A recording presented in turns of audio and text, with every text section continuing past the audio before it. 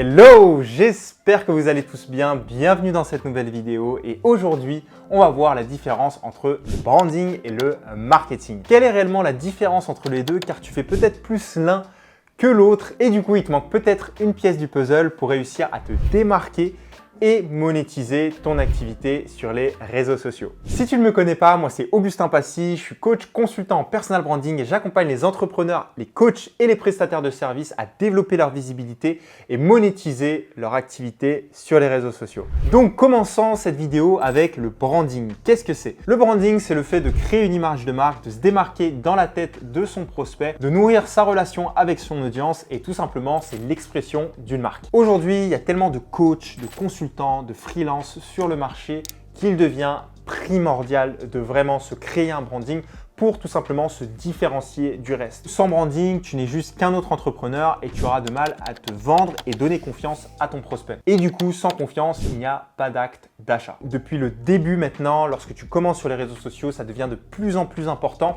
de te créer réellement une image de marque, un branding pour éviter d'être tout simplement noyé au milieu de personnes qui sont déjà avancées et de pouvoir vraiment tirer ton épingle du jeu. Donc, travailler son branding, c'est travailler sa valeur perçue. Ça te permet clairement plusieurs choses. Premièrement, la capacité de te vendre plus cher.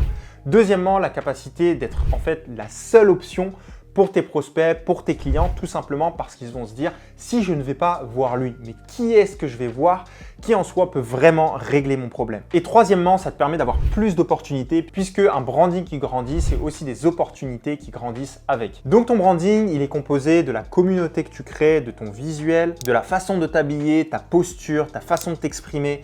Tout ça compose ton branding et donc compose ta différenciation. Ça fait de toi tout simplement quelqu'un d'unique et c'est ces choses-là qu'on met en avant pour atteindre du coup ton client cible, la personne qui sera vraiment intéressée par ce que tu fais et ce que tu proposes. Et c'est ça réellement qui est fou puisque ce que j'ai remarqué, c'est que la plupart du coup des clients que tu vas avoir, c'est des clients qui vont te ressembler. Le plus tu vas mettre de ton énergie, de ton grain de sel, de ta personnalité, etc., le plus tu vas attirer en fait des clients qui te ressemblent, qui sont inspirés par ce que tu fais. Ça n'a pas de prix puisque en général, ça va être du coup tes meilleurs clients. Et ça, je l'ai remarqué très rapidement puisque 80% des élèves qui vont me contacter ont énormément de traits de ressemblance ou d'aspiration qui ressemblent aux miennes. Et ça, c'est extrêmement fort puisque en général, c'est des clients avec qui tu t'entends beaucoup plus et où la relation du coup se passe beaucoup mieux. Et ça te donne vraiment un avantage puisqu'en général, ils viennent me voir parce qu'ils savent que je suis probablement la seule personne qui peut répondre du coup à leurs besoins en fonction de mon vécu, de ce que j'ai pu faire, de mes expériences et ça donne un pas d'avance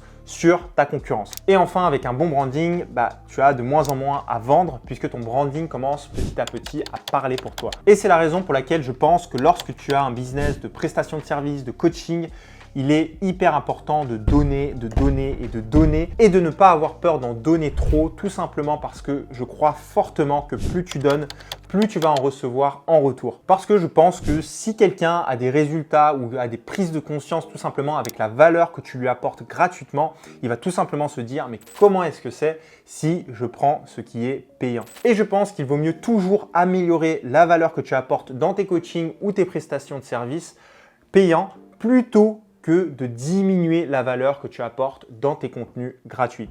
Maintenant, parlons du marketing. Et le marketing, c'est quoi? C'est tout simplement la transaction. C'est le fait de vendre tes produits, de vendre tes services, de les mettre en avant. Et le marketing, en fait, a besoin de branding pour pouvoir promouvoir tes produits et tes services. Il aura besoin de contenu, il aura besoin de textes, d'images, etc. qui font partie du branding.